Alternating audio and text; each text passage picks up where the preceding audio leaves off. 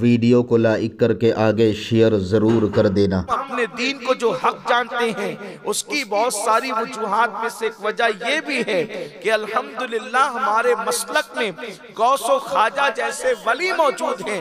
हमारी हक्कानियत की सबसे बड़ी दलील हम ये महसूस करते हैं कि हमारे दीन की हक्कानियत के ये दोनों शाहिद है, मोइनुद्दीन अजमेरी, मुहीजुद्दीन जिलानी।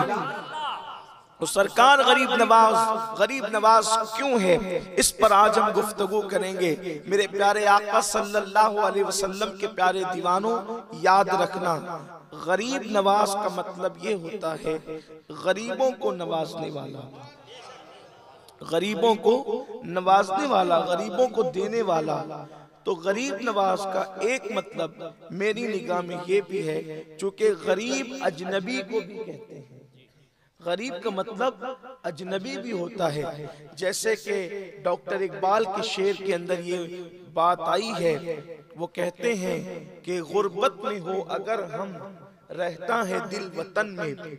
हालांकि ये गुजरात की सरजमीन है और यहाँ के लोग उर्दू जो है वो अवाम की बात कर रहा हूँ, अहले इल्म तो अपनी जगह है कि लोग उर्दू ज़्यादा नहीं जानते, तो थोड़ा सा मैं दर्स के अंदाज में, हालांकि कोई मुदर्रिस नहीं हूँ, लेकिन दर्स के अंदाज में समझाना चाहता हूँ कि ये शेर के अंदर गुर्बत के मुकाबले में वतन आया है।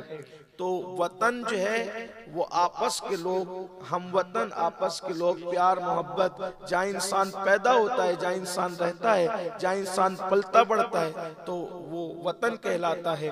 और गुर्बत यानी कि परदेश के मुकाबले में वतन आया है।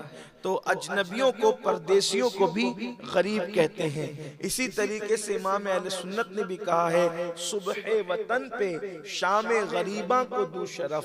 तो इसी तरह हम जो है वो 11वीं मुहर्रम को शाम गरीबा कहते हैं। उसकी वजह यह है कि वो परदेश की शाम, मुसाफिरत की शाम। तो ये इसका अब आपकी बात समझ में आ गई होगी कि गरीब का एक मतलब होता है अजनबी के। अब गरीब नवाज को गरीब नवाज क्यों कहते हैं, उसकी पहली वजह अजनबियों को नवाजने वाला। चूंकि हिंदुस्तान गरीब नवाज का वतन न था, हिंदुस्तान गरीब नवाज का वतन न था, और इंसान अजनबियों को नहीं नवाजता, इंसान नवाजता तो अपनों को है।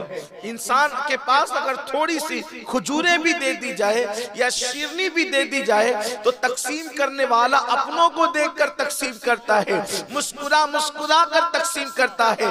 लेकिन गरीब नवाज क्यों, उसकी एक वजह यह है कि गरीब नवाज पैदा हुए संजर में, उनका असल वतन था मदीने मुनव्वरा, और अगर उसके बाद ले ले मदीने मुनव्वरा के बाद तो करबला उनका वतन था, उसके बाद अगर ले ले तो संजर उनका वतन था। लेकिन अल्लाह अकबर, सरकार गरीब नवाज न हिंद में पैदा हुए, न हिंद में बड़े हुए, न हिंद में पले बड़े, न हिंदुस्तान में कोई रिश्तेदारी थी, न हिंदुस्तान में और कोई ताल्लुक था। लेकिन अल्लाह अकबर, गरीब नवाज आए और आने के बाद हिंदुस्तान वालों को, इन गरीबों को, अजनबियों को नवाजा। और किस तरह नवाजा कि 90 लाख को सबसे बड़ी दौलत जिसे कहते हैं यानी ईमान, उस ईमान से नवाजा। इस तरह गरीब नवाज, इस तरह भी गरीब नवाज हैं। सुभान अल्लाह, नाराए तकबीर, नाराए रिसालत, ख्वाजा का हिंदुस्तान, फैजाने सरकारे गरीब नवाज। अजनबियों को नवाजने वाले, परदेशियों को नवाजने वाले, तो एक वजह यही। और फिर यहाँ लोग कहते हैं गरीब नवाज तो सिर्फ अल्लाह हो सकता है। आप मुझे बताएं, बेशक गरीब नवाज अल्लाह है, बंदा नवाज अल्लाह है, गौस अल्लाह है, दाता अल्लाह है, मौलाना भी अल्लाह है।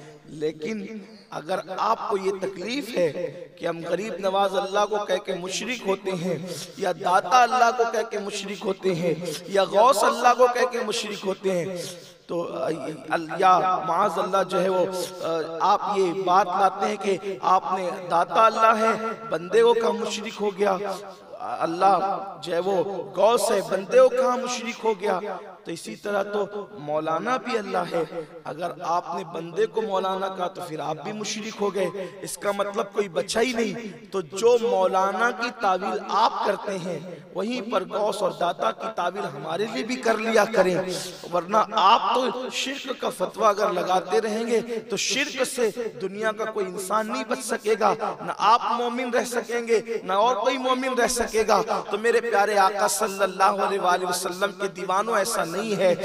गौस यानी मददगार जाती तौर पर अल्लाह ही है, लेकिन अल्लाह की अता से मददगार हमारे गौसे आजम भी है, और अल्लाह की अता से गरीब नवाज हमारे मुइनुद्दीन अजमेरी भी है, और बंदा नवाज हमारे सैयद मोहम्मद हुसैनी भी है, और जिन्हें हम बंदा नवाज के सुदरास कहते हैं। तो लोग इस तरीके की बातें उलझाते हैं। तो पहली वजह गरीब नवाज कहलाने की ये कि आपने अजनबियों को नवाजा, और गरीब का मतलब अजनबी होते हैं। अब दूसरी चीज आइए, जो असल गरीब नवाजी की वजह है वो ये है कि गरीब मतलब मुफलिसों, गरीब का एक मतलब होता है मुफलिस, बेसहारा, बेमाल और लुटा पिटा, और उसका कोई चारा ना हो, बेचारा। अब आप कहेंगे कि भाई गरीब नवाज कहते हैं तो फिर यहाँ मालदार लोग भी तो रहते हैं, तो उनको वो नहीं नवाजते, सिर्फ गरीबों को नवाजते हैं। तो पहली बात याद रखें, एक बंदा है जो करोड़पति है और दूसरा बंदा है जो हजारों का मालिक है। तो करोड़पति के मुकाबले में हजारों रुपए रखने वाला गरीब कहलाएगा। ठीक है, इतनी बात समझ गए आपने। और 1000 रुपए जिसके पास है, सैकड़ों रखने वाला उसके सामने गरीब कहलाएगा। इसी तरीके जिसके पास सैकड़ों है तो चंद रुपए रखने वाला उसके सामने गरीब कहलाएगा। यानी जिससे जिसका माल कम होगा उसके मुकाबले में वो गरीब होगा। तो अब सरकार गरीब नवाज के आस्थाने पर बादशाह भी गरीब है। उसकी वजह यह है कि गरीब नवाज खुदा के खजानों के मालिक हैं और तख्त और ताज बादशाहों को इन्हीं के दरवाजे से मिलता है, इसलिए उनके दरवाजे पर सब गरीब है। अब आपके बात समझ में आई, जो लोग अपने आप को बहुत मालदार तस्वुर भी करते हैं वो भी गरीब है, इसलिए कि वो भी झोलियां महमूद गजनवी, अल्लाह अकबर, महमूद गजनवी अगर मुस्तफा जान रहमत सल्लल्लाहु अलैहि वसल्लम की बारगाह में झोली फैलाकर खड़ा है तो लोगों के सामने वो बादशाह है, मगर मुस्तफा जान रहमत के दरवाजे पर तो वो भिखारी ही है ना। क्यों अपनी गली में वो रवादार सदा हो जो भीख लिए राहे गदा देख रहा हो, और आता है फकीरों पे उन्हें प्यार कुछ ऐसा कि खुद भीख दे और खुद कहे मंगता का भला हो, और मंगता तो है मंगता में दिखा दे, मंगता तो है मंगता कोई शाहों में दिखा दे जिसको मेरे सरकार से टुकड़ा ना मिला। सुभान अल्लाह, सुभान अल्लाह। तो उनके दरवाजे पर तो सभी भिखारी है, सभी गरीब हैं। तो गरीबों को नवाजने वाले, यानी जो नेमत जिसके पास नहीं उसको वो नेमत देने वाले।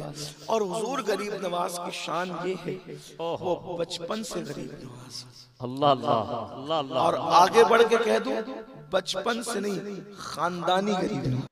वीडियो अगर अच्छा लगा हो तो लाइक करके आगे शेयर ज़रूर कर देना। अल्लाह रब्बुल इज़्ज़त इसका सिला, इसका सवाब आपको ज़रूर अता फ़रमाएगा। और अपने दोस्तों से इस चैनल को ज़रूर सब्सक्राइब कराइएगा ताकि वो लोग भी जो है दीनी मालूमात हासिल कर सकें। अल्लाह हाफिज़। अस्सलामु अलैकुम व रहमतुल्लाहि तआला व बरकातुहू।